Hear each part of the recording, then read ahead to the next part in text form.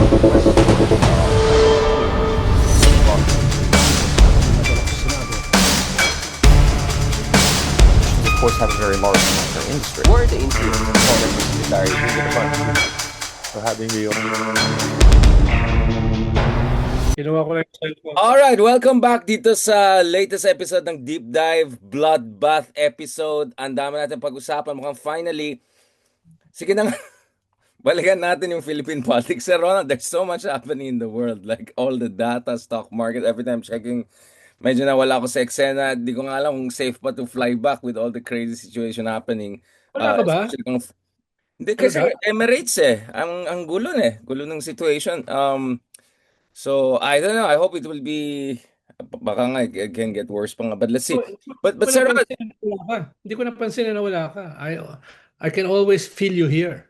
yun nga yun din na napansin ko sir Ronald. Parang okay pa rin naman kahit wala ako dyan. In the sense that di mo naman ako nami-miss, pero Oh. nami-miss pa rin yung analysis natin. Pero Ay, nakakamiss lang naman Sir sa'yo. Ronald.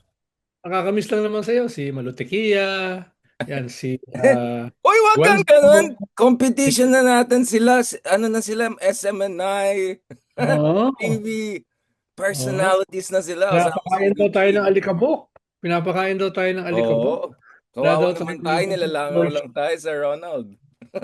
Kaya competition na natin ngayon, Sir Ronald, in mainstream media. Itong mga, hindi na pala ka-DDS, ka-SMNI. Kiboloy for the win. Okay, Sir Ronald, let's get to let's get serious before we talk about Sara impeachment and the oil crisis in the Philippines. I'm hearing horrible things across the world.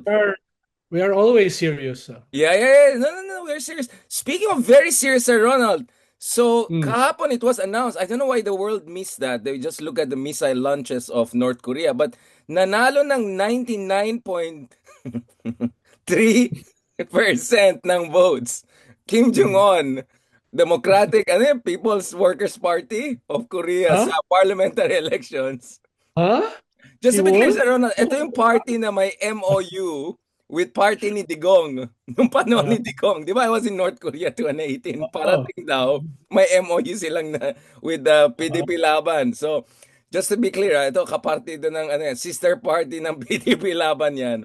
99 point. So, immediately ang reaction ko, okay, I hope okay yung mga bumoto ng 0.003% kung buhay pa sila. I mean, imagine mo, I'm sure Kim Jong-un would want 100%.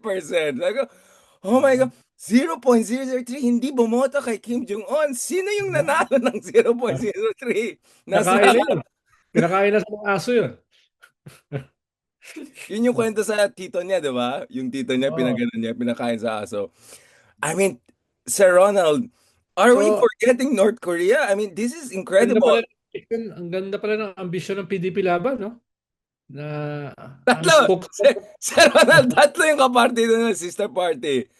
Communist Party of China, yung Russian Party ni Putin, at ito talaga yung Workers Party of Korea. Grabe talaga yung PDP Laban, no? Ay lalo na ngayon, ang spokesperson nila si Topacio. No? Oh my God. Si Topacio ang spokesperson ng Diba PDP. si Sexy binapa-disbar na ni Attorney Falsis, parang nagbar the goal. Sir, just to remind people, can you give us a history of PDP Laban Party, because people forget it used to be a serious party, a progressive party with a strong Mindanao base, diba? Pimentel. Can you remind people what happened? Nelly Pimentel, ay alam ko, guest member diyan si Cory Aquino, no? Tapos namatayan for a while, no? Nawala yung mga members. Kaya pinahiram yan kay Digong. Dahil may local party si Digong, wala siyang national party. So pinahiram sa kanya yung PDP Laban nung mag-amang Pimentel. Isa lang ang miyembro nila noon na congressman, si Bebot Alvarez yata. So nung lumaban sila, it's an empty shell of the old PDP Laban. Siyempre, nung nanalo sila, lahat nag-PDP Laban na. At ang mga leaders niyan ay si Cusi at saka si Melvin Matibag na Director General ngayon ng NBI. Di ba? So, just a short na history. Pati si Manny Pacquiao, naging miyembro niyan. Naalala ko nung nasa China ako before, nandun si Manny Pacquiao, nandun si Cusi, nandun si GMA, no? Nandun sino pa ba? Si Coco Pimentel. Meron silang a grand event with the Communist Party of China na sister party nila, no? Tapos nag-share sila ng ideology. Hindi ko alam kung ano yung shinare ng Pero PDP yung Laban. North Korea Tapos Workers Party ang hindi ko kaya. binigyan sila ng several volumes ng libro ni Xi Jinping. No? Sabi ko doon sa kausap ko, sabi ko, pustahan. In English, sabi ko, pustahan. Ni isa dyan, walang babasa yung libro ni Xi Jinping. Oh, unlike Kapay me, ka, ako, Sir Ronald. Binasa ko yung binasa ko binigay lahat sa ng libro akin. ni Xi Jinping, 5 volumes. So. Meron ako yung executive summary. Chat GPT ko na lang. Give me a summary in 1 page of the entire 5 volume of Puro kalaman yun puro speeches Puro collection speeches, anthology. Para siyang anthology. mga party plenum, etc. etc. Ang wala ron, yung sinabi dati ni Xi Jinping na they won't go the path of Russia who threw the baby with the bathwater. Gorbachev. You mean Gorbachev? Dinisolve yung Communist Party. At binanata niya si Putin na these are not ideologues. These are, ang tawag niya, Nihilists. nihilist. These Nihilist, are yeah. nihilist. Walang Yeah. ideology na ang habol lang nila ay power. No? Binanata niya yun. That was 2018, I think. 2018. No? So, kanya na, party Shanghai plenum. yata siya, no? Shanghai party chief yata Party siya. plenum yan. Yung Yeah, kinwan yeah. niya. No? Hindi ko makalimutan yun dahil binanata niya yung kwan. At kami ay iba. Kami ay ideological. Itong Russia, hindi. Well, Anyway, they're yung almost the mata- same age as Putin, no? They're almost the same age, but I think they're like 5 or 6 months apart. And actually, mahilig sa Russia. Younger yata si Xi. Nang 5 or 6 months, I think. Something like that. Basta almost kabatch sila. And then, Russian literature yata ang favorite pala ni Xi Jinping. I think nung na-purge siya nung kabataan niya, diba, during Cultural Revolution. I think nagbasa na lang siya ng Russian literature, Dostoevsky, Turgenev para to get over depression. But he knows Russia very well, yeah. Para sa akin, the best writers are Russian. No? Tolstoy, Dostoevsky, no? Turgenev, magagaling pagsulatan pala. They're best because they're relatable, right? Kasi ano sila, late developing other countries sila, 'di ba? No, parang makikita mo yung traumas of modernization, yung kanilang deracinated elite. Parang very familiar, 'di ba? If you're from global south or post-colonial country and then you read the Russian novels, parang yun din ang mga challenges natin, 'di ba? As we try to cope with the West and catch up with the West. Yun yung kagandahan ng Russian novels, eh. Ang lalim ng kanilang insights to the human psyche. Lalo na si Dostoevsky. No? Kaya paborito ko yung Brothers Karamazov. Yan yung mga paborito kong libro when I was growing up. Pero mas bagay sa'yo, Sir Ronald, yung The Demons and the Idiot. I like those two more. But there's one novel people don't know much about. It's more of a novella by Tolstoy called The Enlightenment. It's really like basically him trying to copy, not naman copy, parang basically he channeled Dostoevsky there. It's like, kung hindi mo alam sino author, you would have thought Dostoevsky wrote it. It's like, it opens with this scene of a woman in a court and then suddenly the guy recognizes that woman and then realizes he contributed to parang the tragedy. And then he worked it the way back in a very Dostoevsky way. I mean, it's crazy.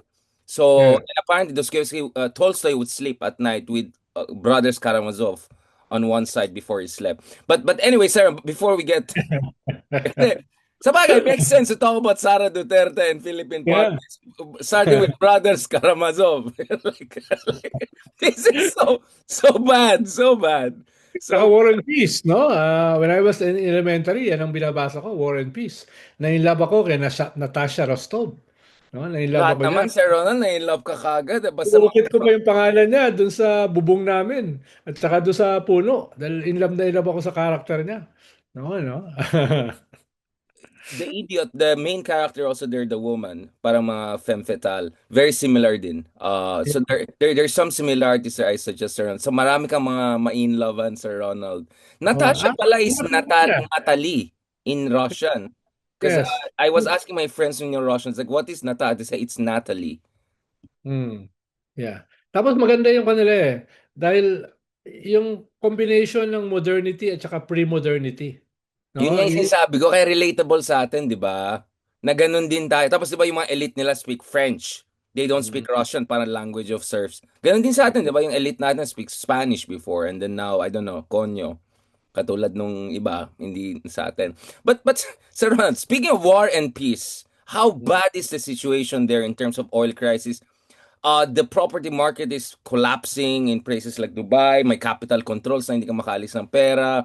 Jet fuel is like on fire in terms of literally and figuratively in terms of prices.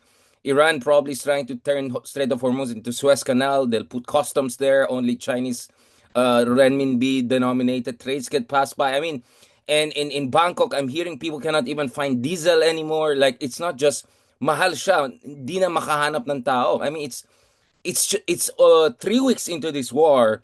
We might see as much shock as the 1979 Iranian Revolution to the world economy, if not the 1974-1975 oil shock crisis after the Yom Kippur War. I mean, what is your read on this, sir? And how bad is the situation there? Because here in Europe, nagpapanik na lahat. At least sa Pilipinas, kung tumagal pa yung gera ng 3 weeks, no, it will be a disaster for us. No? Dahil our economy was not that strong in the first place. 'Di ba? It's not that strong in the first place. Tapos tatamaan pa tayo nito. 'Di ba? May economic slowdown na tayo, nangyari pa ito. At ang ating oil reserves ay at best sinasabi ng gobyerno 30 days. Yung mga insiders sinasabi less than 20 days. Ngayon, very very bad na nga na nagdoble na. Nag-increase na by 100% yung price of oil, especially diesel. Tapos by end of the week, tataas pa uli yan. Early next week, tataas uli. So every week tumataas siya twice, double digit. So malaking problema na yan dahil lahat tataas. Pagkain, gamot, kuryente, etc. Tapos, yung worst case ay maubusan. Dahil wala naman sa atin magbebenta ngayon. Ang sabi ng PNOC, sabi ng gobyerno, nag-explore daw sila na mabibilhan ng 2 million barrels ng oil. Una, sino magbebenta ngayon in the middle of a crisis? At ang word na ginamit nila, explore. Ikalawa, 2 million barrels of oil. 4 days lang nagamit natin yan. No? So, maraming sinasabi, i-review yung oil deregulation law, maraming nagsasabi, ay itong mga itong mga reserves natin talagang i-implement dramatically. Pero these are proposals for the future. Anong mangyayari today, bukas, next week, no? Worst case na nga next month. 'Di ba? So, what will happen to us? Siyempre, yung gobyerno ayaw magkaroon ng panic ang tao. Kaya maunawaan ko pag sinasabi nila there is no emergency, everything is good, no? There is no oil crisis. We have enough oil, no? Oh, hindi ako magugulat pag sasabihin nila 'yon, di Wait, ba? parang hindi yata Philippine government. Oo. There is none. Pero pero Everything in is under reality, control. Everything. so, between us boys, no, ay I alam mean, naman na, between us boys, we're live now. Like, everyone will see this. Ayun ka no? naman, Sir Ronald, Oo, eh. Live diba? na nga tayo. Between us boys ka Diba, ba? alam naman natin what's happening eh. Diba? Hindi naman tayo hindi naman tayo maniniwala basta-basta sa propaganda. Diba? So, alam mo, propaganda ng US, we're winning, we're about to destroy Iran. So, makikita mo ngayon puro propaganda. Diba? Pero, ano ba The yung technical term is spin. Sir dalawa Ronald, yung kailangan spin. gawin ng Spin ang gobyerno, tawag. no? Ano yung immediate relief? Dahil itong binibigay na 5,000 na tulong sa mga tricycle drivers at next week or end of the month sa mga jeepney drivers ay it's a drop in the bucket. Siyempre, hindi lang yan gagamitin ng tricycle drivers sa oil, sa langis. Gagamitin nila yan para sa pagkain na tumataas, para sa gamot na tumataas, para sa lahat ng bagay na tumataas. So, kailangan hindi lang ayuda yung kultura eh. Dapat meron kang mas sustained relief. Halimbawa,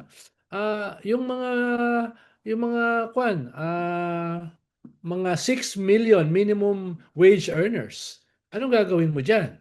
'Di ba? Kailangan mo diyan bigla ng daily ECOLA increase. Dapat yung SSS, GSIS, Pag-ibig, 'di ba? Yung amortization ay itigil muna sa mga binabayad, no? Tapos itong mga parating dito ng mga OFW, dapat yung SSS nila magamit nila. Yung 'di ba? Dapat bigyan 'yan. Tapos itong excise tax, hindi mo alam kailan niya mag-come into play. Naaprubahan na. Yan ba ay 1 month from now? Dahil merong mga technical requirements yan eh bago go into play. Baka mas mahalaga pa sa akin, IBAT. Dahil yung IBAT sa electricity, lahat makikinabang sa electricity yan. Hindi lang yung mga companies, kundi bawat consumer. So, kailangan pag-usapan yan eh, na ano ba yung immediate, ano yung medium term. No? Kung hindi pa pwedeng pag-usapan yung long term. Yan yung hinahanap ko sa gobyerno. Rather than the propaganda na wala namang oil crisis, wala namang emergency. Ba't humingi ng emergency powers ang presidente? Bakit nagkaroon ng emergency excise tax suspension, di ba? So, yung ganun ba? Better We kaya, should Sir have Ronald, been i-explain nila prepared step from by the very step. start. Maybe Pero they... dahil wala, anong gagawin natin ngayon? No? Baka pwede ka mag-propose habang nandiyan ka sa Ox. Ayun, kasi binabully mo na naman ako, Sir Ronald. Sige na, yung internet na naman. Ayan tayo. 1 second lang, guys. Nang bubuli kasi Sir Ronald tuloy. Ayan.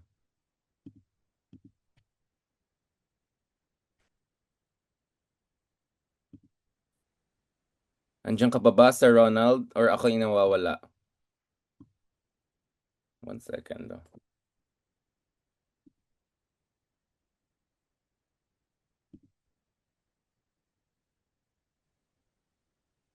Ayan, Oh, sir. Binubuli mo naman. Oxford ka na. Oxford tuloy na. Wala pa internet naman. wala ka to. Biglamig na nga bigla. Wala nga kami heater. Wala electric. Parang na-miss ko pa ang Pilipinas. At least medyo mainit natural. Sabi ko naman, dahil may kaunti kang detachment, no? Baka mas pakinggan ka ng gobyerno sa mga proposals mo kaysa yung mga bias na katulad ko na laging binabanatan ang gobyerno. So Bakit, baka Sir mas Ronald? Parang, parating backhanded yung mga compliments mo sa akin. real compliment yun, ha? Real. I'm really having a hard time believing na... Parang feeling ko na, Masyado Sir Ronald, feeling ko never ka believe sa akin. Masyado ka naman insecure. Feeling ko, Sir Ronald, never ka believe sa akin. Hindi na nga kayo compliment. Hindi, gusto ko yan. Gusto ko yan. Maganda yung compliment. Nagagalit ka. No? Ano na Sabihin, tayo? Hindi ka lang pala, Sir Ronald. Hindi ka lang digong of the left. Ano pala tayo? The Great Pretenders na rin pala tayo. Kakatroll ko lang kanina. Biglang nawala internet. Kung may nagsabi, pretender daw tayo. Ba't tayo nag-usap ng energy crisis? Wala naman tao tayo expertise, Sir Ronald. Paano yan, Sir Ronald? Nagsimula nga tayo sa literature eh. Diba? Ayaw mo ba Hindi, actually, kinabahan na naman yung mga tao. Baka hindi lang sa MIT. Ano ba nag-uusapan nitong dalawa? No? Tolstoy, Turgenev, di ba? Dostoevsky. Mag-google tayo. Nag-chat GPT na eh. Sino ba yung mga yun? Oo. Hindi nga alam ng ChatGPT.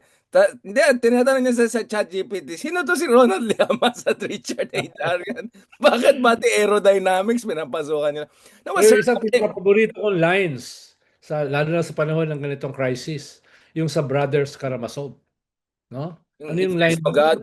We have to learn to smile in the face of the inevitable, to laugh even at the looming of death. Diba? Kahit napaka-seryoso ni Dostoevsky, may ganun pa rin siyang sense of humor. No? Defiance even, yeah. But yeah, it's a Christian Orthodoxy. I was just talking to my Ukrainian friends about Christian Orthodox. Iba yung ano nila eh. Um yung parang sense of martyrdom. Ganun makikita mo yan, 'di ba? Sa Brothers Karamazov, parang it talks about Yes. basically themes of martyrdom and all. But Sir Ronald, baka ano na naman tayo. No, but going back to this, honestly, even if the war to end tomorrow, which is impossible, yung secondary, tertiary effect shocks are gonna come in. Fertilizer markets are already affected. Future markets are going crazy. There's going to be huge realignment. I think Malaysia is going to be the only Southeast Asian country that will do well out of this crisis kasi may oil sila, small population. And the data centers, I don't know kung safe ng Middle East for any data centers anymore after everything. So baka they'll go more into Malaysia. But basically, everyone is going to be hit very, very hard here. So, Ronald, so under these conditions, don't you think we have to like seriously talk about why are we so vulnerable to external shocks? Why are we so dependent on imports? Kanina lang I saw one diplomat from the Philippine embassy sa China sharing. I didn't know this fact. We rely pala on China for refineries. Like we only have one like sa Batangas lang. I mean like I didn't know we were that weak. I mean I knew we were not doing well, but the more I Well, dig massive into yung ano numbers, eh, like what massive the yung heck? massive yung refining ng China on their East Coast. Kaya malapit sa atin, no? Kaya siguro one of the reasons kaya ah, nagpapa-refine doon yung mga suppliers natin ay dahil nga malapit, no? Pwedeng isang dahilan 'yon. I'm not too sure, no? Dahil pero ang China kasi ay hindi naman siya talaga a major oil producing country eh.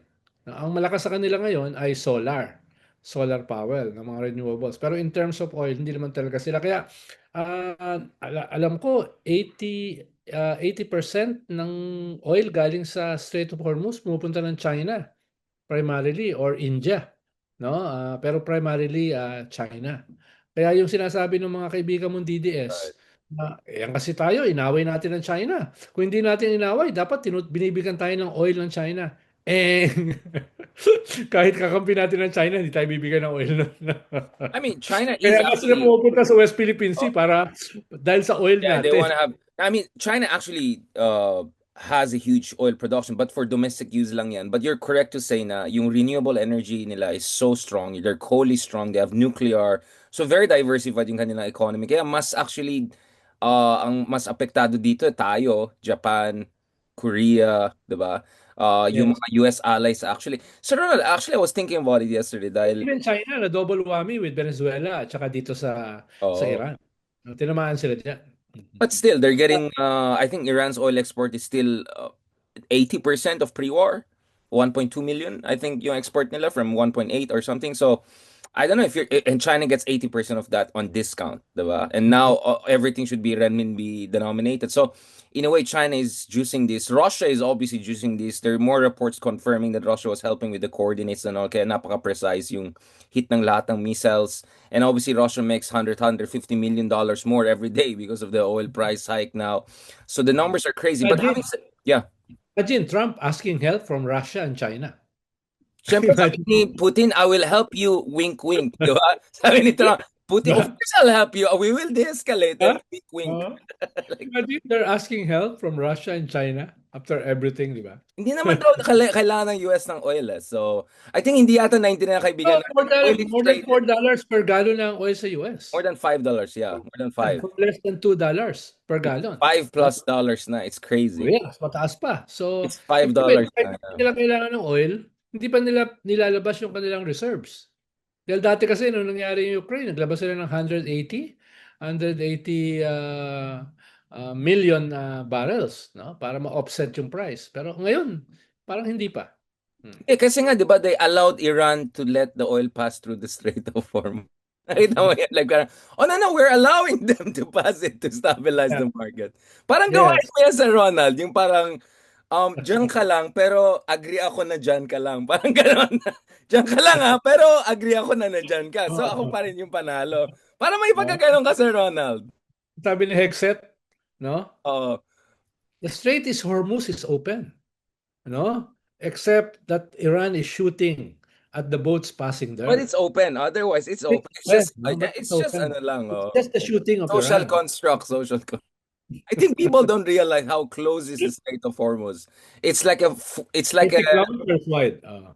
parang basically nasa NLEX ka, doble mo yung NLEX. Parang ganyan ka narrow at some point.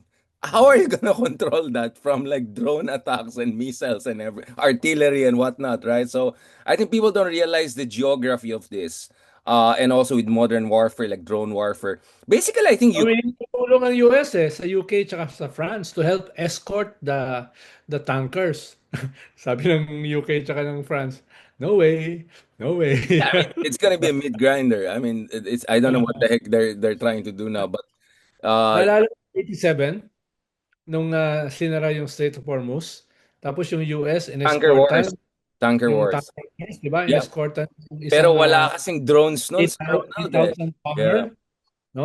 Yung isang 8,000 tonner na tanker, inescortan ng isang 420 thousand tonner na battleship ng US. Ang sumabog yung battleship. And Yung back, battleship. but that wasn't that. I'm glad you At raised the time yun, it's just an aquatic mine. yeah. It's Aquatic mine lang yun, which at that time only cost $100. Imagine mo yun, no? Yung ganun. I think Asking yung minesweepers ng US, they just retired a couple of them, and a lot of them are actually now in Malaysia, Southeast Asia. I don't know if they're gonna send there, but baka too late na by the time. Pero si Milei ng Argentina is gonna send a warship. I didn't know they have still warships after Falkland Wars. Sabi ko, may warship pa lang Argentina. Baka by the time na dumating, tapos na, iba na yung gera. Oh, isang By the pan way, lang yun. Sir Ronald, yung Aquatic listahan mine lang ng yun. mga sasali. Isang Mga aquatic mine. landlocked, Czech Republic, Argentina, Bolivia, Mongolia. Like yung joke na gano'n. Ah, di ba? Yung sitwasyon natin is not a joking matter. It is No? not. It is very serious. It is very No? serious. Ano mangyayari dito? No? Ayaw natin magpanik yung mga Pilipino, pero parang kulang yung mitigation plan ng gobyerno. At yan, gagamitin na yan ng mga Duterte. Sabi na sa inyo no? O ganyan, no? Yan ang resulta ng corruption. Sasabihin nila. Tapos habang nagkakagulo, habang may crisis, nag-impeachment kayo, no? Anong ganun? So, Gagamitin nakikita na naman nila yan. no, yung narrative nila. Idinidikit na nila ito sa impeachment na officially nagsimula na today, no? Dahil nga doon sa sagot ad cautelam, yung non-answer ni Sara, no? Pero yun, no? Yun naman yung politics of this. Nagagamitin itong crisis na ito nung mga Duterte. But let's seriously talk about this one before we end on the Sara point. Kasi, so I'm seeing some of my Singaporean friends, although, not all, but some are looking at what could this mean for us in Asia, in a sense that if Iran was so managed to hit all of those US bases, 10, 12, 17 bases, facilities, pinpoint yung mga THAAD missile and all, potentially with Russian help.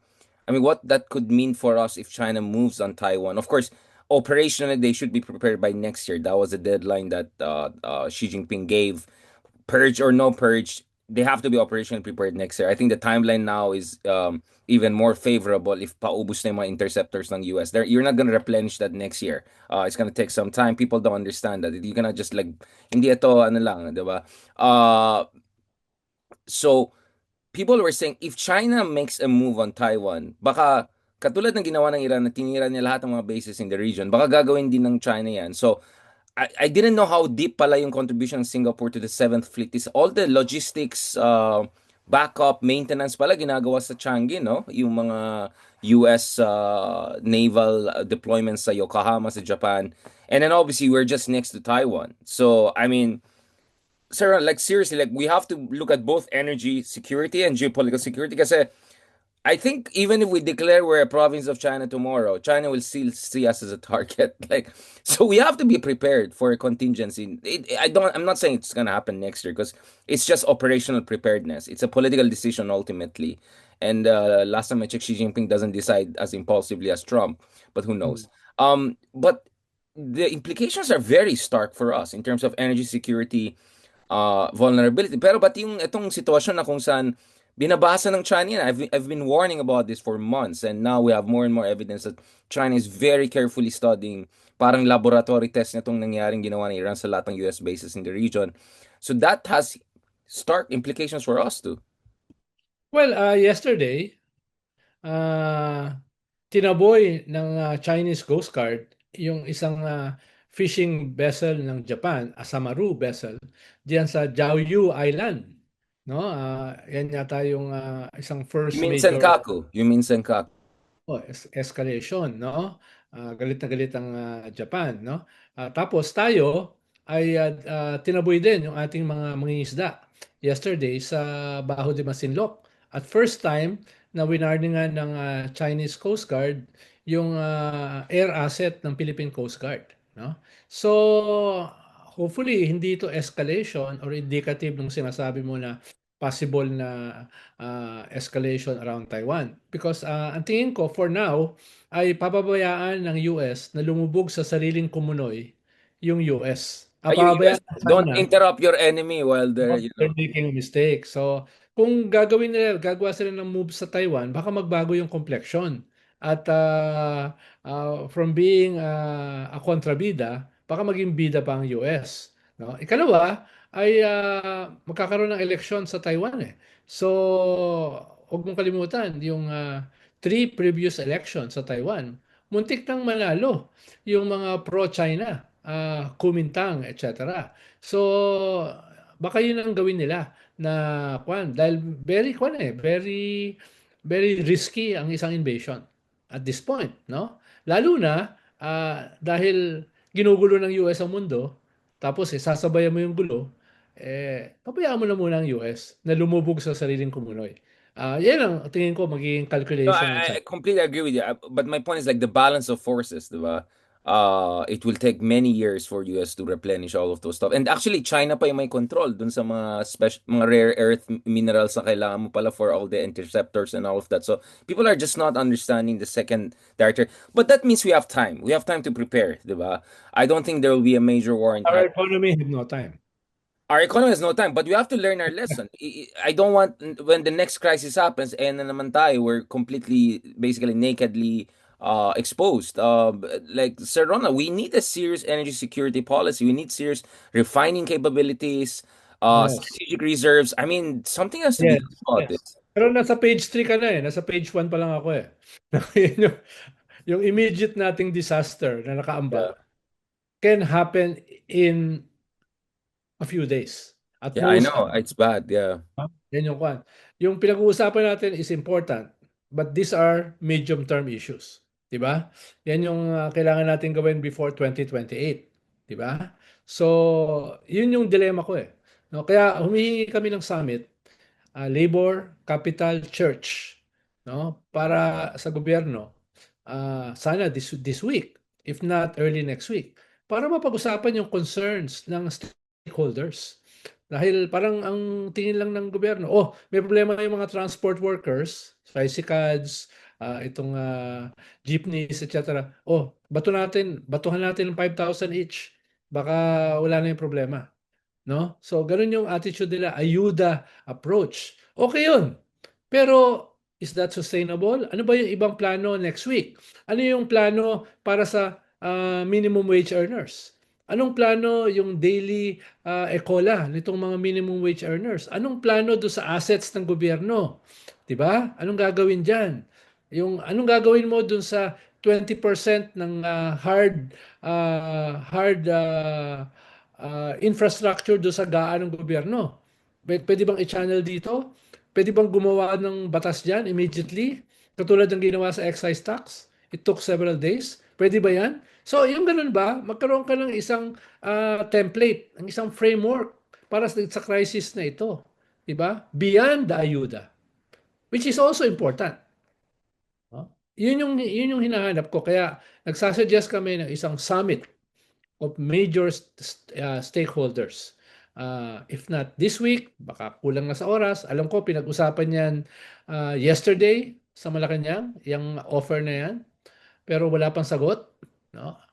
Sana early next week. Because we don't have the luxury of time. No? The mere act of meeting the stakeholders is a positive sign that you're going to listen to those affected. Hindi pa diyan kasama yung farmers na mabubulok yung mga produce dahil baka wala nang magdala sa palengke, 'di ba? Hindi pa diyan kasama yung farmers na tataas yung presyo ng fertilizer because of this wall. Dahil yung fertilizer di alam ng mga tao, meron niyang petroleum component, 'di ba? Mga ganun ba? Hmm. I completely agree na this is going to be an existential issue for many countries. My projection yata na 40 to 50 million people could fall into extreme hunger in the coming months kung tuloy-tuloy ito all around the world, and probably that will be even more optimistic considering all the other variables we're not looking at. Ang akin lang naman, Sir Ronald, is like when we have this massive, almost black swan, not black swan, more like gray rhino crisis, for me, dapat wake up call yan. And there's something structurally wrong sa ating sistema. Like we completely deregulated our energy markets.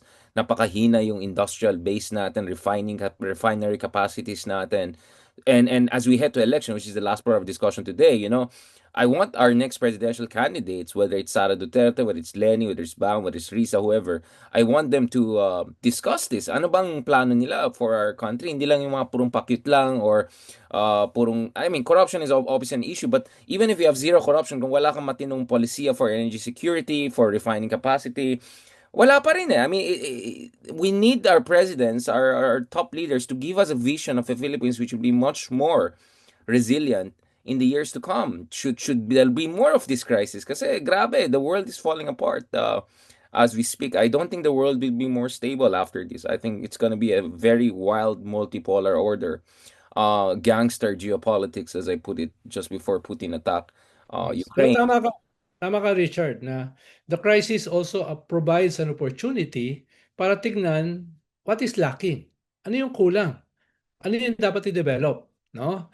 Pero most of this will happen medium term to long term. 'Di ba? Usapin niya ng salvation ng ating bansa, which is very important. So dapat nakadikit 'yan doon sa immediate relief, no? Yung emergency na nangyayari ngayon. Ang positibo sa crisis, parang wake up call sa atin. Ano ba ginagawa niyo? Ba't wala kayong reserves?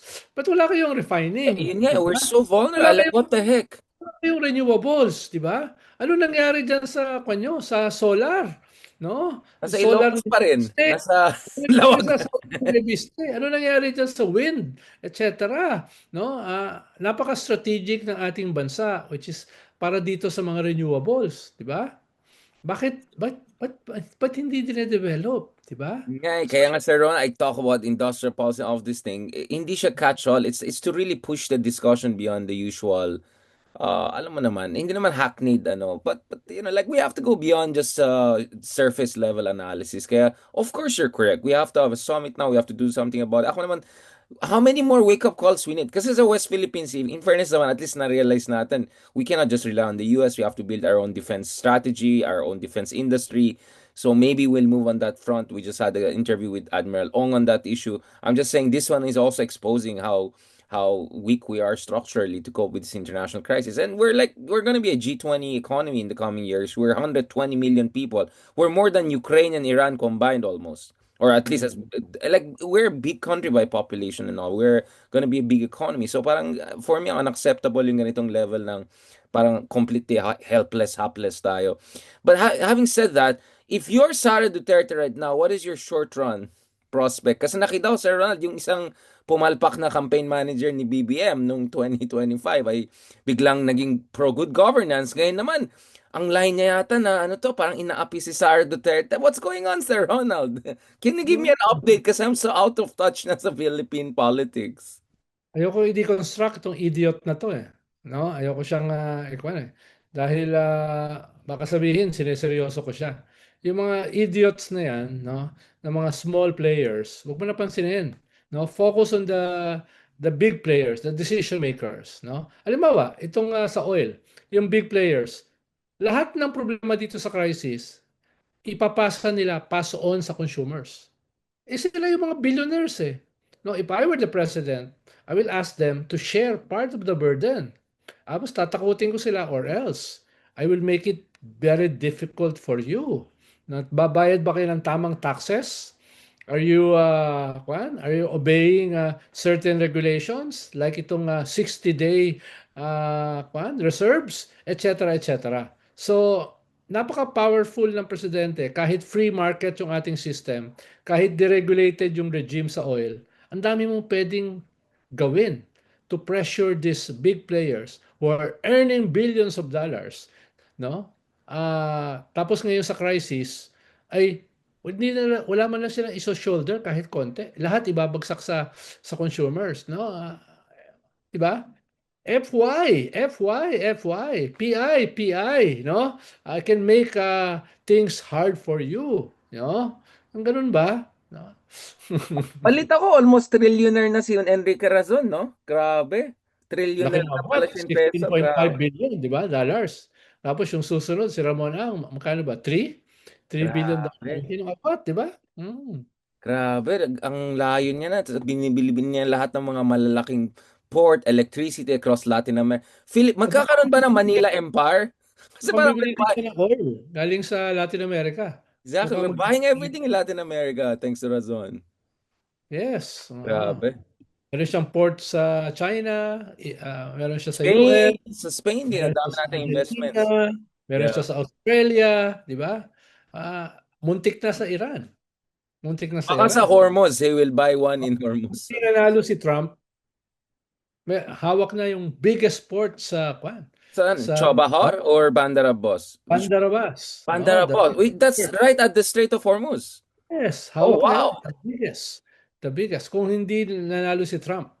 Parang nag-open up si si Biden. Obama, di ba? Yeah, yeah, yeah. Tuloy yun ni Hillary kung nanalo siya. So, opening up yun no?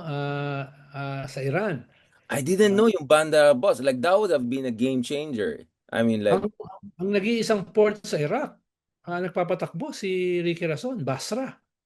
which Tapos is right before next the on the other side, next to Khark Island. Oh, Civil wow. War, hawak na yung port of Syria. Before the Civil War. Ang galing pala ni Razon. World Very Empire na pala tayo. strategic yung kanyang pagtingin, no? Galing, galing. Ito yung end ng Silk Road, no? So, marunong siya. Alam na, this is the transit point of empires. Razon Road. Tawagan natin Razon Road. Diba? So, missing na lang yung Bandar Abbas, no? If he gets that, he completes the Razon Silk Road, no? I've been there. It's a huge port. Eh, Pero doon ako, ang nakita ko lang doon, Turkish container containers, yeah. bringing food, no? Wheat, etc. At saka mga Japanese businessmen, tsaka Chinese businessmen. Because of Electronics the and all, embargo. yeah. Bandar Imagine it. Abbas. I didn't know that. But who knows if the Strait of Hormuz situation becomes structurally new reality, baka nga. And then they cut the deal. So there was just a report that came out that showed actually the negotiations. I don't know if you saw the news. The National Security Advisor of UK said he was there during the negotiations between Iran and US. Now actually things were moving forward very well. Big concessions were being made. Even a peace deal probably was being negotiated. So I don't know what's gonna happen after this war, but it looks like there was some openness to something really big, some sort of a grand bargain. But Sir Ron, if you're so Sara Duterte, what's her situation now? Ano siya? Deadma siya sa. So this is gonna move to the Senate now. What's the timeline we're looking at? No. Sa 25th, mag-resume yung Justice Committee. Nag-convene sila today, pero break na tomorrow. No, break na. So, babalik sila sa 25 para pag-usapan na yung ito na yung tawag na mini trial na hiningi ng Supreme Court decision when they quashed the impeachment last year. So, ang nangyayari na to. Tapos next month after Holy Week, magsisimula na yung semi-trial, mini trial proper. Diyan na magpapatawag ng mga tetestigo, ng ebidensya. Yung posibleng bagong evidence diyan, sino ba to? Yung nakakulong? Si Baldiaga. No? Oh Si yeah. Baldiaga. Ang suggestion ni Chel Jokno, i-take custody na ng Congress dahil may mga death threats daw sa kulungan, no? Yung sabi ni Sara na hindi niya kakilala, yung pala binabati niya sa birthday noong 2022, no? Bago nakulong. Tapos ikalawa, itong sinasabi ni Justice Committee Head Luistro na pwede nilang pabuksan yung bank accounts ni Sara as Congress, as Justice Committee. Dahil nakalagay daw sa Constitution, pwedeng isuspend yung bank secrecy laws, no? In the service of impeachment. At yung impeachment hindi lang nangyayari sa Senate. Yung impeachment nangyayari din sa House. Kaya medyo confident sila, pwede nilang pabuksan ito. Worst case, pwede pabuksan niya ng ombudsman para sa purposes ng pag-check ng SALN. No? So, merong dalawang option diyan. Kaya medyo kinakabahan si Sara na baka mabuksan ito at kung totoo na hundreds of millions, even billions ang pumasok sa kanyang bank account at sa bank account ng kanyang asawa at ito ay nanggaling sa mga anomalous sources, drug lords, pogo lords as Trillanes and Deputy Ombudsman Karandang ay sinasabi before, then this can be a game changer. No? This can be a game changer. Even bago siya umakyat sa Senate, na mas uphill dahil two-thirds Meron na agad, oo. Mm-mm. So, yan. Pero, ang sinasabi naman ng mga Duterte, ba't itutuloy pa yung impeachment? Eh, ang laki ng ating problema sa economy. Parang parati may ibang dahilan para walang impeachment, no? Parati So, may Ukraine war, may Iran war, may climate change, may SMNI. Parang gawain mo rin yan sa Ronald, no? Pag ayaw mo ng isang bagay, maghanap ka. Hanap tayo dyan. Eh, hindi pwede dahil may ano meron dyan. Ito, hindi na pwede. I always confront these issues head on. Hindi ako nagda-divert, no? Ganyan. Ayun lang pag nalita ko sa meeting, taas kagad ako ng kamay. Meron din akong mga kilala dito na ganyan din. Baka may madulas ako. Parang, bakit taga-Oxford ba ito? Ang daming sinasabi. Hindi pala taga-Oxford, ang daming tanong. Ayan na naman sa Ronald. Ang dami pala mga Ronald Liamasi, Liamasi Seniori style. Last question, Sir Ronald. Marami naman nagagalit sa akin. Wala nga akong ginagawa. Busy ako sa ibang propaganda. Nung sinabi ko na may internal survey na nagsabi, hindi ko sinabi si Lenny. Nagulat ako eh. No, nakikita ko lang, nilabas ko na kaagad eh. Pinost mo na kaya, kaagad. Sabi ko ba, kanino kaya nakuha? Minention mo yan! Minention mo yan! Di ko sinabi naman, di ko naman sinabi. Sabi ko, di ko sinasabi si Lenny yan, or Risa yan, or ano yan, Bam yan. Kaya anong tinatanong nila, saan nakuha ni Richard yan? Malay ko lang, chismoso yun eh. Sabi ko. Chismoso paras nga tayo ng sources ng chismis natin. mas embellished ka lang sa akin. Baka nakuha niya kay Attorney Falsis. Si Attorney Falsis. Attorney Falsis may Tweety Birds yan. Hindi na kailangan ng propaganda. Tweety Birds. Sa tayo walang Tweety Bird eh. Kaya kailangan natin ng direct. No, sir, baka you wanna say something on that? I mean, again, you don't wanna give out the names, the institution, etc. Pero the genie is out of the bottle. Ano bang basa mo dyan? So, do you think there's momentum building up for a particular candidate? Kahit naman tignan mo most surveys, talaga namang hindi naman nagpaplato naman si Sara eh. Dito nga sa latest ng Pulse Asia, bumaba pa siya by 3 percentage points eh. Dito sa approval rating habang tumaas si BBM. Negligible pa rin yon dahil yung margin of error 2.8% eh. Diba? Pero nakikita mo na hindi naman siya tumataas in spite of everything. May ceiling na. Ang tawag ko dyan, the Jojo Binay situation. Effect. Jojo Binay naman, mataas pa ng 40% eh. Nung second half ng kanyang term as Vice President. Siya ang pinakamataas sa lahat. Pero, pwede siyang habulin. No? Hindi siya beyond doon sa mahirap ng habulin like ERAP. Sa ERAP kasi simula pa lang hanggang dulo mataas na eh. No? So ito ay kayang habulin. Lalo na if all the others ay hindi magpapatakbo maliban sa isa. Hindi ko sinasabing koalisyon, hindi ko sinasabing alliance. Kung isa lang ang papatakbuhin, doable yan. Ikalawa, itong impeachment.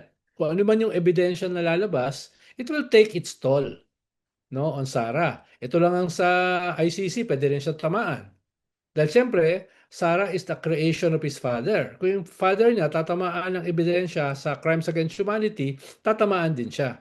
Basta wag lang mamatay si Digong, no? So, so, Kasi malapit sa election, God forbid. ang tingin ko rito na kahit mataas siya, may mga internal surveys na sinasabi ay kaya siyang habulin kung isa lang ang kandidato, no? Pero Yun ang does that mean that Tulfo will have to endorse that person if Rafi is not gonna run? If Rani, Rafi, yeah. dapat Because actively endorse. yes, because Tulpo won't endorse Sara, no? I'm almost sure of that. Ikalawa, Juan Tulpo, posibleng open na tumakbo as vice. Paano kung may tatakbong Erwin. pink Yeah. or red na presidente, siyempre ang kukunin nila yung hindi kanila.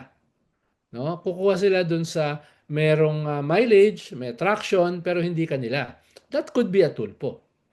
No? That could be a tulpo. Dahil mataas ang Pero tulpo. dapat active talaga endorsement. No? Kasi Well, if you kung tatakbo si Erwin Tulfo, wala naman choice kundi mag-active. Di ba? I doubt kung open yung mga Tulfo, mag-vice kay Sara. No, I doubt that very much. Tsaka may vice na rin si Sara eh. Oh. Napakagandang lalaki. Wait. Hindi na si Aimee. Dream team yun, di ba? Aimee, Sarah. Dream on. Ang may suggestion lang yan, si Harry Roque. Actually, I almost forgot Harry Roque. Sobrang, I think this is the first month na halos hindi natin na-mention si Harry Roque until minention mo. Pag kinombay mo palang pink and red, may pagka fuchsia na parang may pagka, maganda palang combination ng color yan, pero bababa siya naman. Lumalabas-labas siya, pero wala lang pumapansin sa kanya eh. Yun nga eh. But Sir Ronald, like, if, kasi, yung isang survey, online yan, parang it sounds like orange. A certain version of orange. Doon, pag tinanggal mo si Rafi Tulfo, mas akyat si Sara. Parang the idea is that some of the Rafi Tulfo base is actually amenable to the Duterte brand. And Of course, considering the Tulfos were properties. close. Yeah, kaya nga. So how do you go again? How do you deal with that? Kasi, Unless, sabihin ng mga tulpo, ito ang aming presidente. Diba? Yung sinasabi mong active campaign. active, hindi pwede passive. Nangyayari yan kung vice president, whoever that is a tulpo. Ibig sabihin, yung tulpo brand, mapupunta doon sa presidente na hindi si Sara. It could be one of the pink candidates. Kaya kung tatakbo ko for president, kukunin ko si Erwin or si Rafi as vice president. Pero kukunin ka ba nila? Ha? Ikaw Bakit I think they will be scared. If you're the president, the first thing they will ask, defense minister. Gawin mo kaming defense minister. Pero mas matatakot naman sila kung vice president ako. Imagine, di ba? Kukuha ba sa akin vice president? Yeah. Kukuha ba sa akin vice president? Diba? Sir, ako, nightmare ko talaga ikaw yung NSA or defense secretary. Kudeta ka agad yan. Wala pa yung inauguration. Iba na yung president. Ito nga yung isang possible game changer dahil itong intelligence chief ng Iran napatay. Di ba? Although I really don't understand, like, okay, you get tactical gains, but their pool is so deep, and if most likely more of their hardliner younger guys will come up. I just don't understand. I think this is more like PR tactical success, but strategically, I just really don't see any change. This is just gonna make things worse. But Larijani is something else. He's the power behind the throne. More powerful than Khamenei. No? Yan yung linchpin eh. Yan ang kalaban ng Israel, ng Mossad. Yan yung kwan. Hindi yan pushover, no? Ma-wipe out mo yung entire military leadership ng Iran. May papalit. Hindi ko sigurado kung sino yung kaya. Dahil kwan lang siya hindi lang yan intelligence political yan. Relax I don't know if they were relaxed, parang pumunta lang sa bahay ng Revolutionary Guards, no? Yan yung tumatahi ng lahat. Especially international operations nila. Hindi lang domestic. Bakit kagad yan ang inisip mo, Sir Ronald? Para napaka-dark. Sabi ko lang, wag kang gawin NSA or security, assassination. Hindi, baka naisip ko yung isang usually... No, it's a big thing. There's still a debate. Si Ali is very important. But I think the big actors will be from now Kolibov, the current parliamentarian, the former general din sa Revolutionary Guard. So there are a couple of other people are looking at.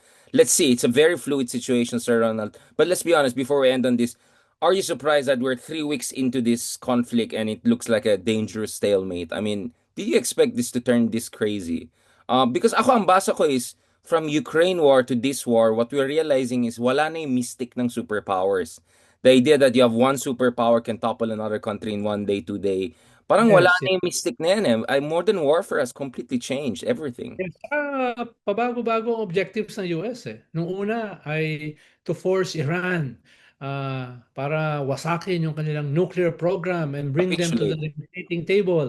Tapos sumunod, regime change. Tapos sumunod, pricing, no, etc. Ngayon, boots on the ground? Of course not. No? So ano na ba talaga yung objective nila ngayon?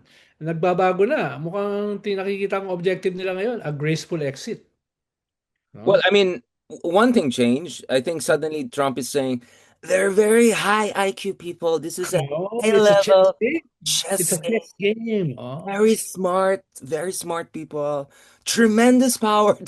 Like, like Sir Ronald, he was just asking these guys to capitulate 2 weeks. And now he's saying they have And tremendous killing power. everyone. No? Killing everyone sa leadership nila.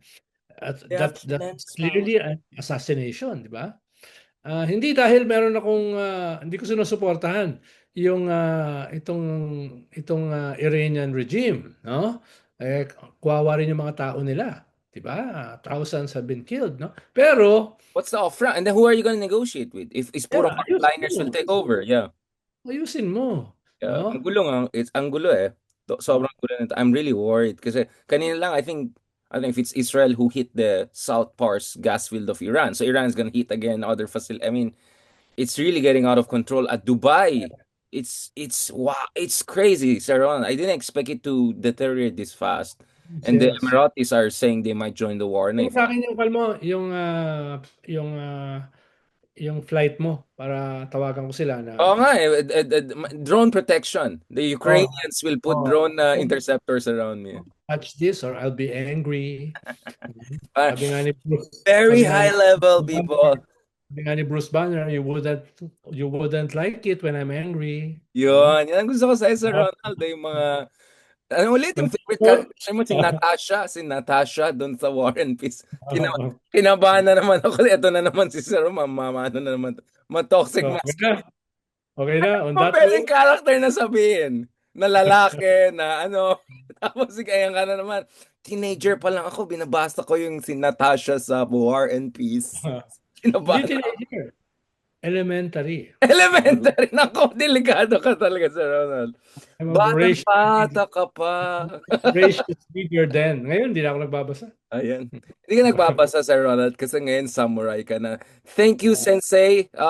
Shogun Ronald Llamas. Thank you. Hindi tayo masyado hypersonic missile analysis talaga. I'm worried na nag-overstretch yung expertise natin. Hindi, next time, pwede mo isa-isahin yung mga Oo. pangalan lahat ng Ejil, Sek, 2, Fatah, 2, mga ganun. files Oo. ng Iran. Pwede mo Kinabahan isa-isahin. talaga ako nung nilabas mo yan. Ito yung mga following nila. Ito yung ito yung speed, Mach 10. Ito, Mach 15. My re-entry, like, sabi ko, Sir Ron. Kaya nga this time, sabi ko, mag-Russian novels na lang tayo. I think we can be safer. Russian novels. Thank you very much. Das Vidania, my good friend. Maybe we'll discuss Cuba next week because that's also Yes. another very crazy situation as we The speak. new target of Grabe yung Cuba situation. I think kaya nga tahimik si Rubio yata. Cuba yata ang focus niya. Imagine mo yung ginawa ni Epstein. Ginulo buong mundo. Grabe talaga. I think ilabas Okay, good night. kay Epstein para mawala yung news cycle ulit. Okay. On that note, thank you very much. Das Vidania, Sir Ronald Llamas, my brother Karamazov. Talk to you soon.